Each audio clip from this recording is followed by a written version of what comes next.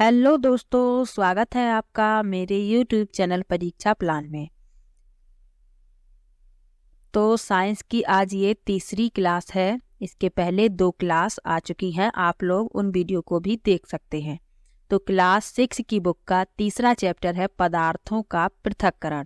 पृथक्करण यानी पदार्थ में जो अशुद्धियाँ मिली होती हैं उनको किस प्रकार से अलग किया जाता है, इस बारे में पढ़ेंगे। इसके अलावा अशुद्धियों के अलावा यदि 2 पदार्थ मिला दिए जाएं तो उन्हें किस प्रकार से अलग अलग किया जाता है, इन सब के बारे में पढ़ेंगे। और इस लेसन से आपको 1 या 2 प्रश्न अवश्य ही देखने को मिलेंगे। तो चलिए शुरू करते हैं। हमारे दैनिक जीवन में हम ऐसे बहुत से उदाहरण देखते हैं जिनमें हम पदार्थों के किसी मिश्रण से पदार्थों को पृथक करते हुए देखते हैं। चाय बनाते समय चाय की पत्तियों को द्रव से चालनी यानी छलनी द्वारा पृथक किया जाता है, क्योंकि जब चाय बनाते हैं तो उसमें चाय की जो पत्ती होती है उसे छलनी से अलग किया जाता है। जो चाय की पत्ती होती है वह छलनी में रह जाती है और चाय जो है वह कप में एकत्र हो जाती है। इसके अलावा फसल कटाई के पश्चात अनाज को भूसे से पृथक करते हैं। मक्खन को पृथक करने के लिए दूध या दही का मंथन किया जाता है, यानी मथनी से उसे मथा जाता है, तब दूध या दही से मक्खन जो है वह अलग हो जाता है। इसी प्रकार रेशों से बीज को पृथक करने के लिए हम कपास को ओटते हैं।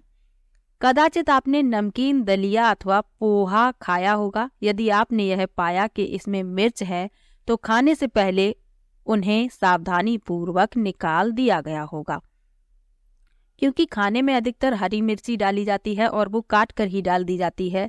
तो जिसे खानी होती है वो खा लेता है और जो नहीं खाता है वो उसे आसानी से निकाल देता है।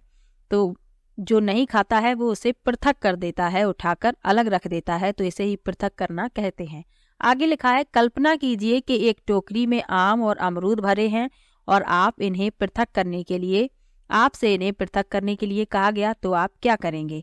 इसके लिए आप एक प्रकार के फलों को उठाकर किसी पृथक बर्तन में रख देंगे। क्या यह सही है? ऐसा करना सरल प्रतीत होता है, परंतु यदि पृथक किए जाने वाले पदार्थ आम या अमरूदों की तुलना में बहुत छोटे हों तो उन्हें पृथक करने के लिए क्या करना होगा? कल्पना कीजिए, यदि आपको रेत और नमक के मिश्रण से भरा कोई गिलास दिया जाता है तो मिश्रण से रेत के कणों को हाथ से बीनकर पृथक करने की सोचना भी असंभव है। तो जो बड़े पदार्थ होते हैं उन्हें आसानी से पृथक किया जाता है, परंतु यदि पदार्थ बहुत छोटे हैं, उनके कण बहुत छोटे हैं, तो उन्हें हाथ से पृथक नहीं किया जा सकता। इसके लिए जो विधियां अपनाई जाती हैं उन्हीं के बारे में इस लेसन में बताया गया है। तो चलिए पढ़ते हैं। तो लिखा हुआ है पृथक्करण की विधियां, यानी पृथक्करण की कितनी विधियां हैं उन सब के बारे में बताया गया है। तो सबसे पहले है हस्तचयन विधि। तो हस्तचयन यानी नाम से ही पता चल रहा है, हस्त माने होता है हाथ और चयन माने चुनना। तो हाथ से चुनकर जब हम किसी पदार्थ को अलग करते हैं तो वह हस्तचयन कहलाती है। तो चलिए पढ़ते हैं। लिखा है, हस्तचयन की इस विधि का उपयोग गेहूं, चावल तथा दालों से कुछ बड़े मिट्टी के कणों, पत्थर तथा भूसे को पृथक करने में किया जाता है। ऐसी अशुद्धियों की मात्रा प्रायः बहुत अधिक नहीं होती। ऐसी स्थितियों में हस्तचयन द्वारा पदार्थों को पृथक करना एक सुविधाजनक विधि लगती है। तो हस्तचयन जो विधि है इसका उपयोग लगभग सभी ने किया होगा। घरों में जैसे चावल है, दाल है, तो इनमें जो छोटी छोटी अशुद्धियाँ होती हैं, जैसे मिट्टी के कण होते हैं, पत्थर के टुकड़े आ जाते हैं, तो उनको आसानी से हाथों से चुनकर अलग निकाल दिया जाता है। तो यही विधि कहलाती है हस्तचयन विधि। तो हस्तचयन विधि के बारे में जान लिया। अगली विधि है थ्रेसिंग।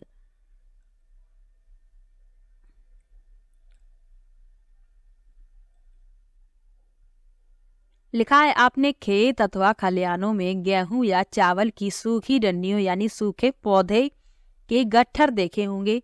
सूखे पौधों से अनाज को अलग करने से पहले धूप में सुखाया जाता है। प्रत्येक सूखे पौधे की डंडी पर अन्य कण लगे होते हैं। खेतों में रखे सैकड़ों गट्ठरों पर अन्य कणों की संख्या की कल्पना कीजिए। तो किसान इन अनकणों को सूखे पौधों से किस प्रकार अलग करते हैं? तो वह थ्रेसिंग विधि से किया जाता है। तो यहाँ लिखा है, सूखे पौधों की डंडियों से अन्य कणों अथवा अनाज को पृथक करने के प्रक्रम को थ्रेसिंग कहते हैं। इस प्रक्रम में डंडियों को पीट कर अन्य कणों को पृथक किया जाता है। कभी कभी थ्रेसिंग का कार्य बैलों की सहायता से किया जाता है। अत्यधिक मात्रा के अन्य कणों को डंडियों से पृथक करने के लिए थ्रेसिंग मशीनों का उपयोग भी किया जाता है। तो पहले डंडियों से पीटकर सूखे पौधों से अन्य कणों को अलग किया जाता था। उसके बाद बैलों की सहायता से ये कार्य किया जाने लगा, लेकिन अब ये कार्य थ्रेसिंग मशीनों द्वारा ही किया जाता है। जो गेहूं होते हैं, काट कर इन्हीं खेतों में डाल दिया जाता है, इनके पौधों को। फिर ये जब पूर्ण रूप से सूख जाते हैं तब इन्हें थ्रेसिंग मशीन से गेहूं के दानों को अलग किया जाता है और भूसा एक तरफ एकत्र होता रहता है। तो ये थ्रेसिंग मशीनों से अब ये कार्य किया जाता है। तो ये विधि हो गई थ्रेसिंग। तो दो विधियों के बारे में पढ़ लिया, एक हस्त चयन और दूसरी थ्रेसिंग। अब पढ़ेंगे निष्पावन के बारे में। तो निष्पावन को आप इस चित्र से भली भांति समझ सकते हैं।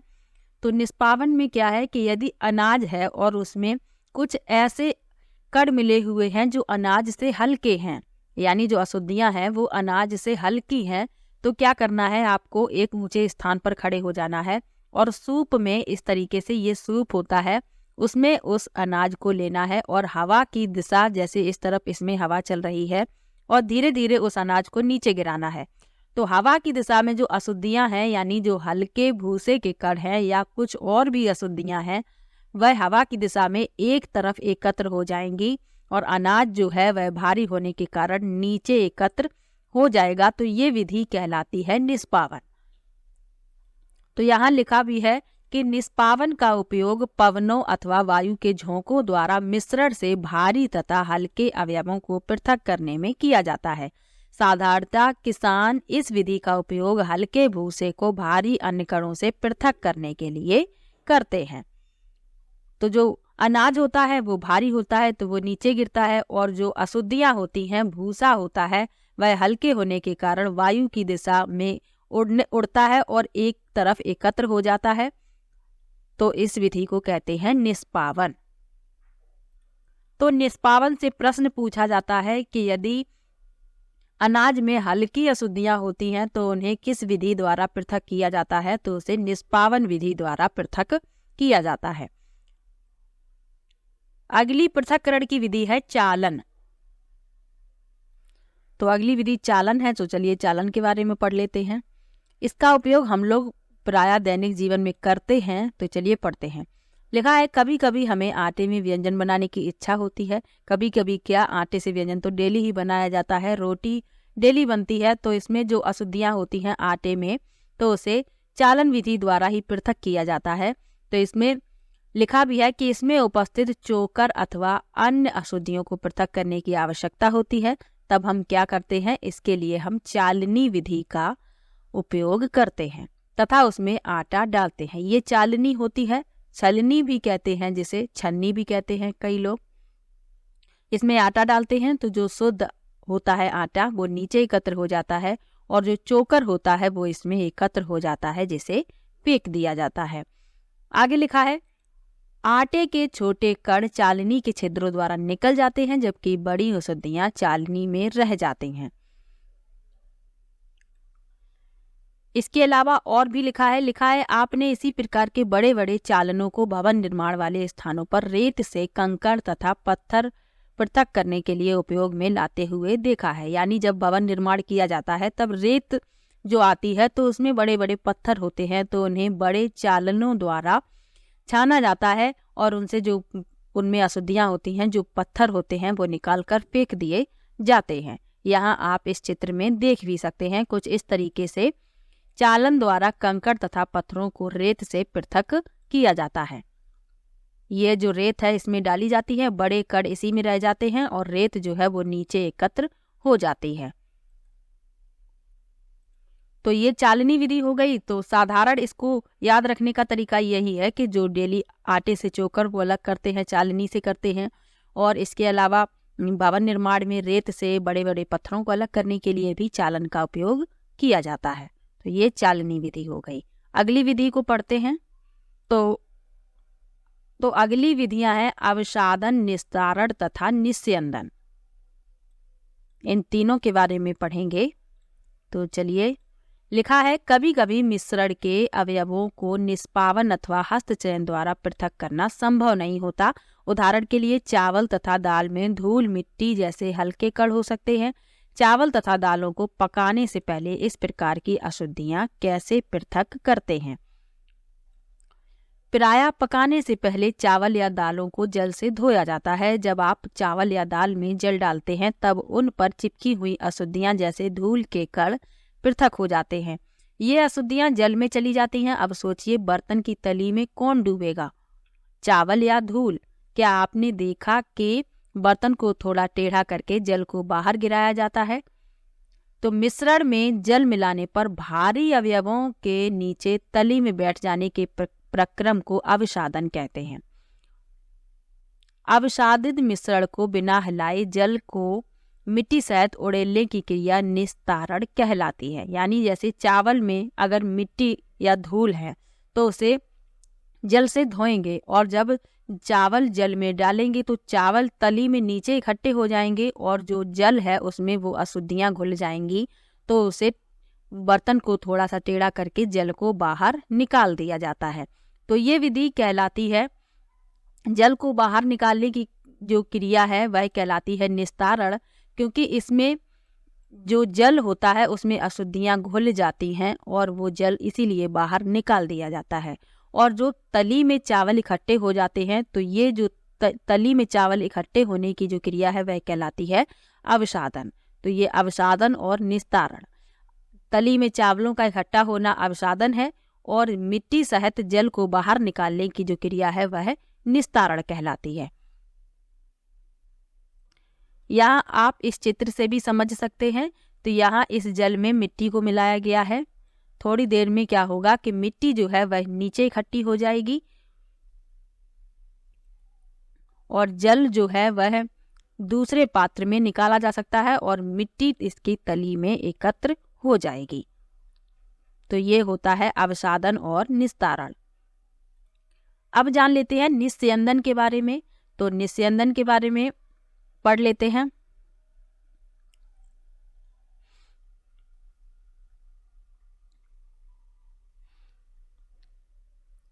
तो निस्यंदन क्या होता है? फिल्टर करना या छानना। जब चाय बनाते हैं तो चाय पत्ती को अलग करने के लिए हम छन्नी का उपयोग करते हैं। तो छन्नी में चाय पत्ती एकत्र हो जाती है और चाय जो है वह नीचे कप में एकत्र हो जाती है। तो यही क्रिया कहलाती है निस्यंदन। तो निस्यंदन का सीधा मतलब है छानना या फिल्टर करना। तो ये उदाहरण है, यदि जल जो है वह अशुद्ध है या कभी कभी जल जो होता है पीने वाला उसे छानना पड़ता है क्योंकि उसमें कुछ रेत या मिट्टी मिली होती है, तो उसे भी निस्यंदन द्वारा ही शुद्ध कर लिया जाता है। निस्यंदन के और भी कुछ उदाहरण हैं, जैसे फलों के जूस को भी निस्यंदन द्वारा ही शुद्ध किया जाता है। उसमें जो बीज मिले रहते हैं वो भी निस्यंदन द्वारा ही अलग किए जाते हैं। यहाँ पर लिखा भी है, फलों तथा सब्जियों के रसों को पीने से पहले उनसे बीजों तथा ठोस कणों को पृथक किया जाता है। निस्यंदन विधि का उपयोग घरों पर पनीर बनाने में भी होता है। आपने देखा होगा कि पनीर बनाने के लिए दूध को उबालने से पहले उसमें नींबू का रस मिलाया जाता है। इससे पनीर के ठोस कणों तथा द्रव का मिश्रण प्राप्त होता है। पनीर को इस मिश्रण से कपड़े या छन्नी से फिल्टर करके पृथक किया जाता है। जैसे पनीर बनाने के लिए दूध में नींबू का रस मिलाया जाता है तो दूध फट जाता है। उसके बाद क्या किया जाता है कि ठोस जो होता है उसमें ठोस पदार्थ होता है वह अलग हो जाता है और द्रव जो है उसमें अलग हो जाता है। जब इस मिश्रण को कपड़े से छाना जाता है तो ठोस पदार्थ कपड़े में रह जाता है और द्रव जो है वह नीचे एकत्र कर लिया जाता है, जिसको हटा दिया जाता है और ठोस पदार्थ से पनीर को प्राप्त। पृथक्करण की अगली विधि है वाष्पन। तो चलिए वाष्पन के बारे में पढ़ लेते हैं। तो वाष्पन क्या होता है? जल को उसके वाष्प में परिवर्तित करने की प्रक्रिया को वाष्पन कहते हैं। जहाँ पर जल होता है वाष्पन की प्रक्रिया निरंतर होती रहती है। यानी जल जब वाष्प में परिवर्तित होता है तो यह जो प्रक्रिया है वह कहलाती है वाष्पन। आगे लिखा है, आपके विचार से नमक कहाँ से आता है? समुद्र के जल में अत्यधिक मात्रा में लवण मिश्रित होते हैं। इन्हीं लवणों में से एक लवण साधारण नमक है।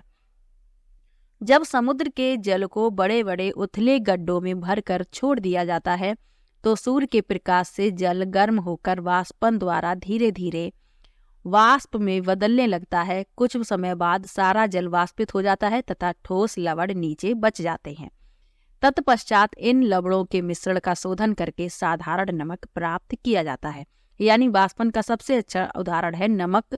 नमक जो है वाष्पन प्रक्रिया से ही प्राप्त किया जाता है। समुद्र का जो जल है गड्ढों में एकत्र कर लिया जाता है। सूर्य के प्रकाश से जल जो है वह वाष्पन क्रिया द्वारा धीरे धीरे वाष्प बनकर उड़ जाता है और जो ठोस होता है वह नीचे गड्ढों में एकत्र हो जाता है। फिर इसका शोधन किया जाता है और शोधन करने के बाद साधारण नमक प्राप्त होता है। तो ये पृथक्करण की विधियां थी। अब पढ़ेंगे पृथक्करण की एक से अधिक विधियों का प्रयोग। यानी कि कुछ पदार्थ ऐसे होते हैं जिन्हें शुद्ध करने के लिए एक से अधिक विधियों का प्रयोग किया जाता है, तो उन्हीं के बारे में जानेंगे। तो चलिए पढ़ लेते हैं। लिखा है, हमने पदार्थों को पृथक करने की कुछ विधियों के बारे में अध्ययन किया। प्रायः किसी मिश्रण में उपस्थित विभिन्न अवयवों को पृथक करने में केवल एक विधि का उपयोग पर्याप्त नहीं होता।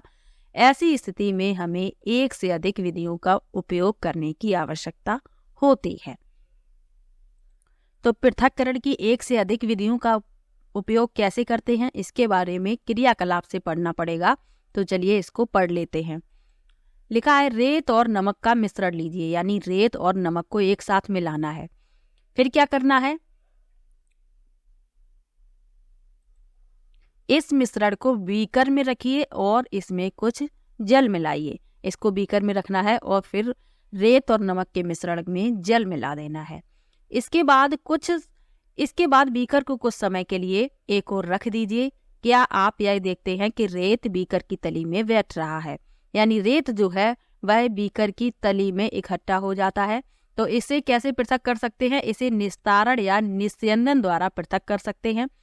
निस्तारित द्रव में क्या है? क्या आप सोचते हैं कि इस जल में वही नमक है जो आरंभ में मिश्रण में था? तो नमक जो है वह पूर्णतः जल में घुल जाता है।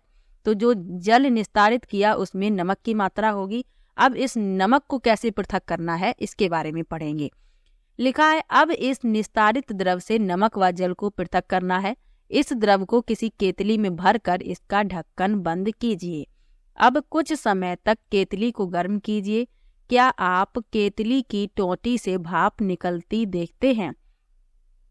जब आप केतली को गर्म करेंगे तो इसमें कुछ इस तरीके से भाप जो है वह निकलेगी। एक धातु की प्लेट लीजिए जिस पर कुछ बर्फ रखी हो। प्लेट को केतली की टोंटी के ठीक ऊपर पकड़िए जैसा कि चित्र में दर्शाया गया है। आप क्या देखते हैं? केतली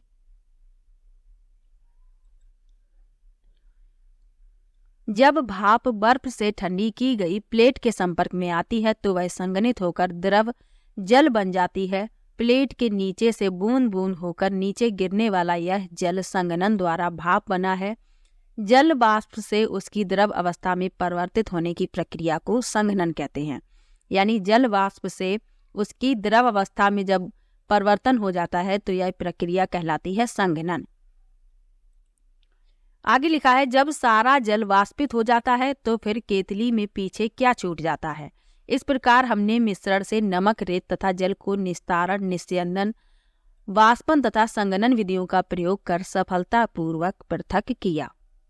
यानी जल जो है वह संघनन प्रक्रिया द्वारा द्रव में परिवर्तित हो जाता है और वह एक अलग पात्र में एकत्र कर लिया जाता है और केतली की तली में जो बचता है तो वह होता है नमक। तो इसमें लिखा भी है कि जब सारा जल वाष्पित हो जाता है तो केतली में पीछे क्या छूट जाता है? तो वह जो छूट जाता है केतली में वह होता है नमक। तो इस प्रकार से इन पदार्थों को पृथक करने के लिए एक से अधिक विधियों का प्रयोग किया जाता है। तो आज के इस लेसन में पृथक्करण की विधियों के बारे में जाना और इनसे 1 या 2 प्रश्न हमेशा ही पूछे जाते हैं। तो वीडियो कैसा लगा कमेंट बॉक्स में ज़रूर बताइएगा। वीडियो को लाइक कीजिए, शेयर कीजिए और चैनल को सब्सक्राइब कर लीजिए।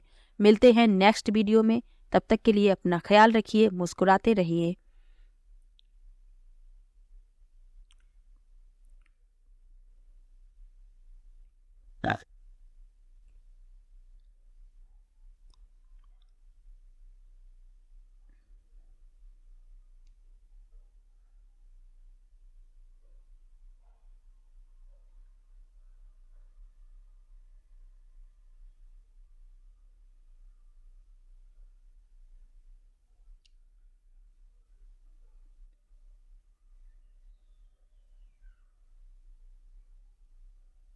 तो वीडियो कैसा लगा कमेंट बॉक्स में ज़रूर बताइएगा। वीडियो को लाइक कीजिए, शेयर कीजिए और चैनल को सब्सक्राइब कर लीजिए।